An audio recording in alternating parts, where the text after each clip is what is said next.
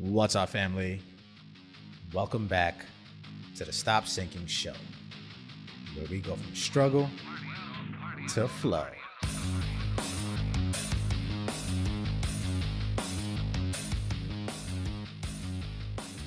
You spend the first half of your life finding footing, a ground to stand on, trying to figure out where things belong, where to put them and file them, so that you can have a map of predictability when you operate in the world.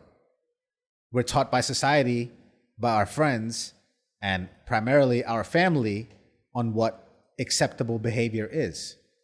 We learn morality. We learn right from wrong. We learn boundaries and deal breakers. We learn to pick up on patterns. We start to find similarities in dealing with differences. We find common traits in people and places, and we build strategies on how to function or respond in that world as we have learned it. Essentially, we start out with a curious, open outlook towards everything around us, and then slowly, through the use of that curiosity, we start to trade it for more and more certainty. Eventually, the things we used to approach and know nothing about, that we used to approach with wonder, now become second nature to us. We know where we stand. We know where people stand. We know how to deal with various personalities. We build a mental model for the world around us. It's very useful, at least for the first half of your life. But we end up dying by what allowed us to live.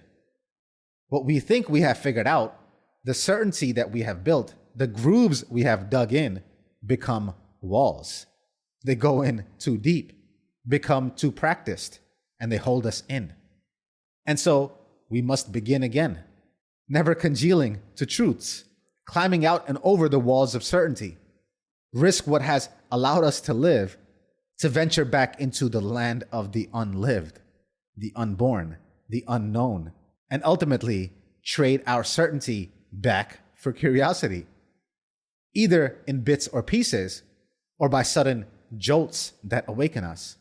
Really what happens is you realize what you have become so certain of becomes outdated and obsolete faster than you think. And the more you think you have figured out, the more you realize how little you actually knew, and how the territory you mapped doesn't lead to all the places you wanted to go. And living in your zone of certainty doesn't lead to new places. And I'll venture to say, if you have enough openness, vulnerability, and youthful energy, you'll probably be blessed to go through this uproot and rerouting cycle more than a few times in your life. You'll use your curiosity to find stable ground again, only to shake it up and go on a discovery mission, to go and find the things that make you realize and feel stable and certain again, only to realize they're insufficient again and begin another journey of discovery. And if you're lucky, you can find stability and acclimate fast. But you also have to have your hands open and soft enough to let it go just as fast. The more cycles of that you go through in your life, the more of life will present itself to you. It's almost like an S-curve of groundedness. I spent the first half of my life fully attentive, hyper aware of every piece of data that I can soak up like a sponge. Over time, the sponge hardened. I thought I had learned a lot. I could see the operating principles. I knew how to deal with whoever I needed to deal with. It also came with a tendency to diagnose, because I had gathered so much information about human psychology, about what it takes to sell, to be bought, the levers to pull, the common plight of man in general, the shared insecurities, the usual antics and tactics.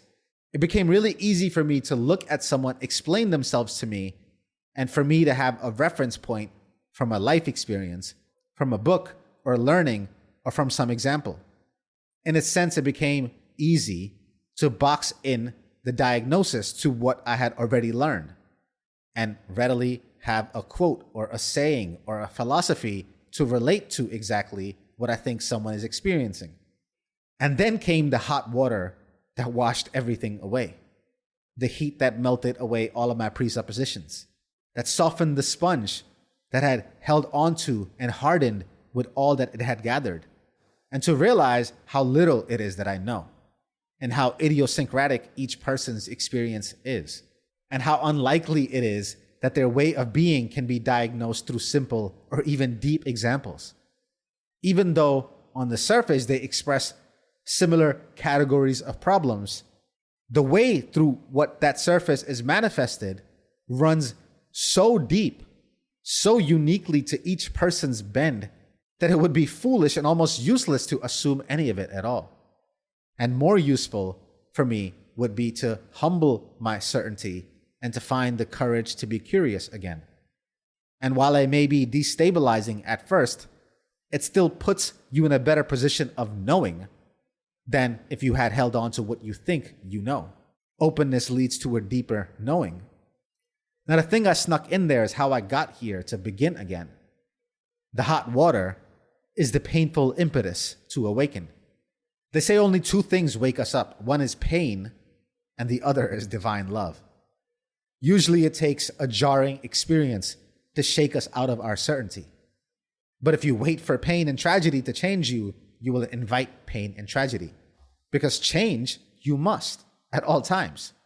And so while your certainty is formed in an attempt to keep you safe, being in the proximity of divine love, whether your own or that of your partner, family, or a supreme being, being covered in that love allows you enough safety in faith to make that trade, to be curious and open again, to let go of what you have learned to survive, knowing you are not at risk because of faith, having faith that you are not at risk, and allow yourself to be soft on the outside again, permeable, so that more can be made of you, so that more of you can be molded.